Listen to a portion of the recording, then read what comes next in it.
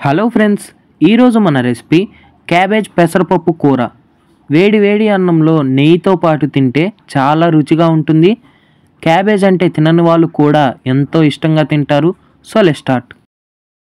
ఇప్పుడు బాండల్లో 2 గ్లాసుల నీళ్లు పోసి ముందుగా కడిగి పెట్టుకున్న 100 గ్రాముల పెసరపప్పు, ఒక మీడియం సైజ్ ఎర్రగడ్డ సన్నని తరుగు, ఓ పెద్ద టమాటా ముక్కలు, అర టీ స్పూన్ పసుపు వేసి బాగా కలిపి హై ఫ్లేమ్లో 10 నిమిషాలు ఉడికించుకొని 10 నిమిషాలు తర్వాత చిన్న చిన్న పీసెస్గా కట్ చేసుకున్న 1/4 కేజీ క్యాబేజీ ముక్కలు, 1 టీ స్పూన్ కారం, తగినంత ఉప్పు, 1 గ్లాస్ నీళ్లు పోసి బాగా కలిపి 10 నిమిషాల పాటు మీడియం ఫ్లేమ్లో మూత పెట్టి ఉడికించుకోవాలి. ఇప్పుడు మిక్సీ జార్లో 20 గ్రాముల ఎండు కొబ్బరి, 10 తెల్లగడ్డపాయలు వేసి మెత్తగా పొడి చేసుకొని తీసి పక్కనుంచుకోవాలి. 10 నిమిషాల తర్వాత మూత తీసి ఉడికించుకున్న క్యాబేజ్ పెసరపప్పును తీసి పక్కనుంచుకొని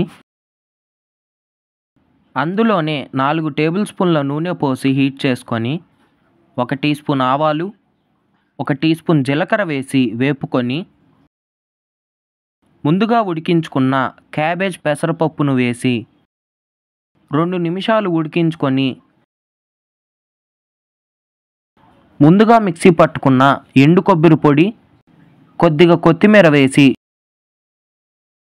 స్టవ్ ఆఫ్ చేసి దింపేసుకుంటే మన రుచికరమైన క్యాబేజ్ పెసరపప్పు కూర రెడీ.